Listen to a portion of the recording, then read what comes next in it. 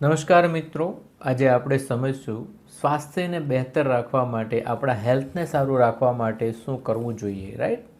તો આપણું શરીર જે છે એ નેચરલ બનેલું છે, કુદરતી બનેલું છે, પોષણથી બનેલું છે, રાઈટ? તો આપણે જેનાથી આપણું શરીર બન્યું છે એ તત્વ જ એમને રિપેરિંગ કરી શકે. જેવી રીતે સમજીએ એક્ઝામ્પલ કે જે ગાડી એક નિર્જીવ ગાડી, 4 વ્હીકલ યા તો 2 વ્હીલ, તો પેટ્રોલ વર્ઝન છે તો પેટ્રોલથી ચાલશે, ડીઝલ વર્ઝન છે તો ડીઝલથી ચાલશે. અધરવાઇઝ જો બીજું કોઈ પેટ્રોલ અથવા ફ્યુલ ગલત જાય છે તો એ ગાડી નથી ચાલતી. આપણે બધા લોકો જાણીએ છીએ.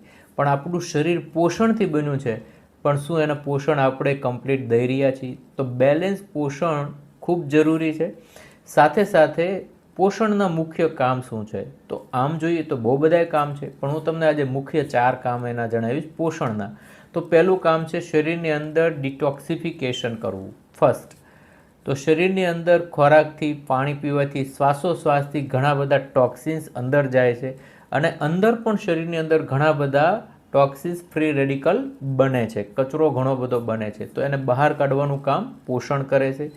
સેકન્ડ, આપણા શરીરની અંદર આપણા જેટલા પણ ઓર્ગન્સ છે, કિડની, લીવર, ફેફસા વગેરે બહુ બધા ઓર્ગન્સ, તો એને રિપેરિંગ કરવા અને એને મૂવમેન્ટમાં રાખવા, આપણા હોર્મોન્સને બેલેન્સ રાખવા. ત્રીજું કામ છે આપણા શરીરની અંદર જેટલા પણ સેલ છે દિવસ દરમિયાન કે 24 કલાકમાં એનું જે કંઈ અંદર કંઈ ઘવાણા છે તો એને રિપેરિંગ કરવું, એનું સમારકામ કરવું છે, એ પોષણનું કામ છે, રાઈટ? અને ચોથું કામ જે છે એ પોષણનું મહત્ત્વનું છે, આપણી એજિંગ પ્રોસેસને કંટ્રોલ રાખવી.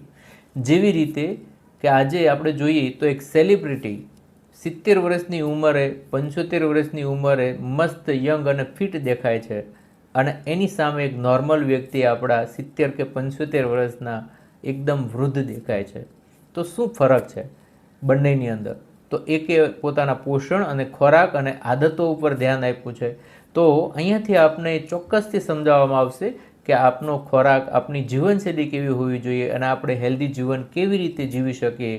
તો આવો આપણે દરેક લોકો હેલ્ધી જીવવા માટે એક કદમ આગળ વધીએ. આપને કોઈ પણ જરૂરિયાત છે સ્વાસ્થ્યની અંદર, તો હું ચોક્કસથી આપને હેલ્પ કરીશ. Thank you so much.